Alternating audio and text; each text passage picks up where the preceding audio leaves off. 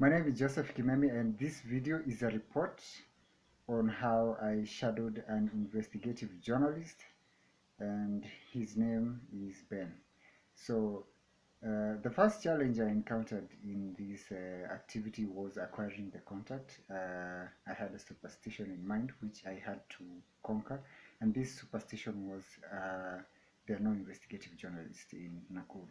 And so, to get one of these journalists, I had to do an investigation. So, I thought, where can I find people who do investigations? And my first idea was get a contact from the DCI, and the contact I got was a relative of mine.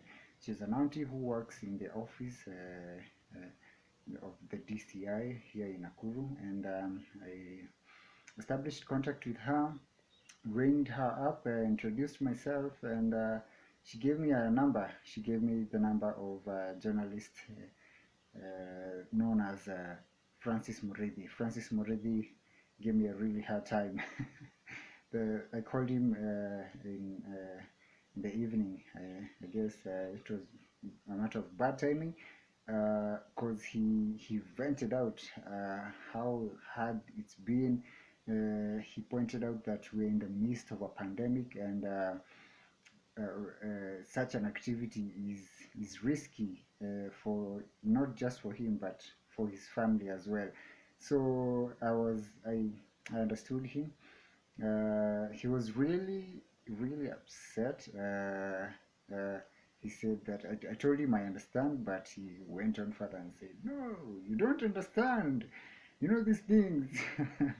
Even your mother can say she loves you, but when you're in such a career, you'll have doubts."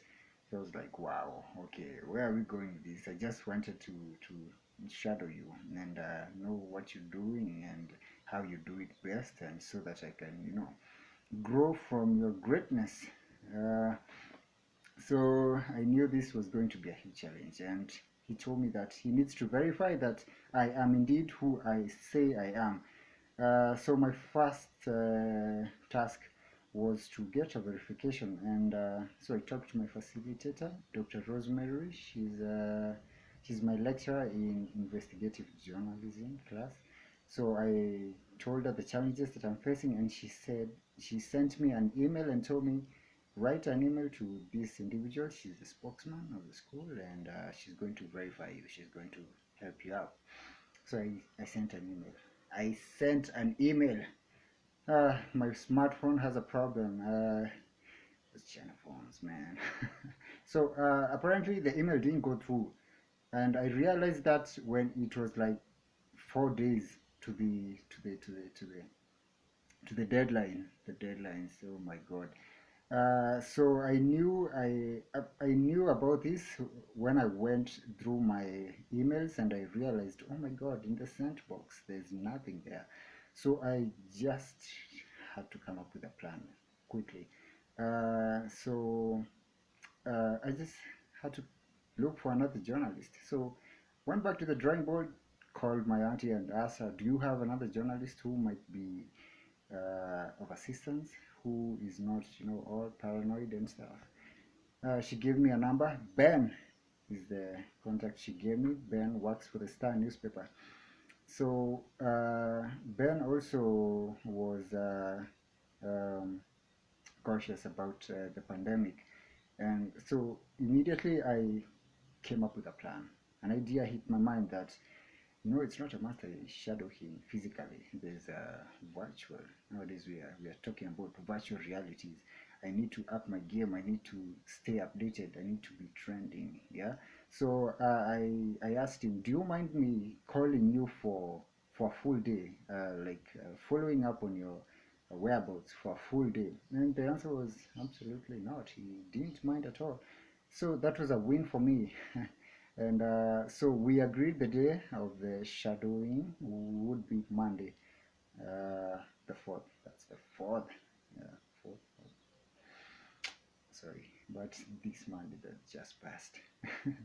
uh, so I called him, and from 8 at 8 a.m. But he told me he's still at home. There's not much he can do for me. I asked him, what time will you be going to your workplace? He said he'll be going to his workplace at around 11. So I decided that I would use this time to set up my, my journalism lab.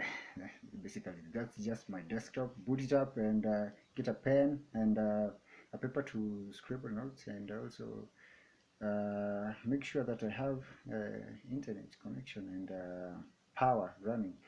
So after I was set and 11 a.m. came through, I ringed him up, and turns out he was driving to work. So we talked, but something hit me that it's illegal to drive and at the same time be on the phone. So quickly I made that correction. I told him, can I just send you an SMS, and when you reach to your workplace you can go through the SMS. The SMS would contain the interview questions. So he said it's cool, it's okay. He's a cool guy. He's a good guy. So I shot him the text, the questions that I was going to interview him, and immediately when he got to his place, he got back to me, and we started video calling. Now the video calls, the virtual time started. So we talked. I asked him about some of the reports, the investigative reports he has conducted. He gave me an example of a report he did for the Star newspaper, and the report was on illicit brews, and it's Chang'an this time, not Busa. So he sent me a link to the website. I read the story, and to my surprise, I saw other stories that had come up as a result of that investigation. The other challenges that I faced in this shadowing activity was the constant ending of our conversation, because he had to respond to other calls. He had to, yes, other calls, and also those other calls. And also he had to uh, watch his dad. He had to eat, and also he had to talk to his fellow colleagues at workplace, and he had to drive around.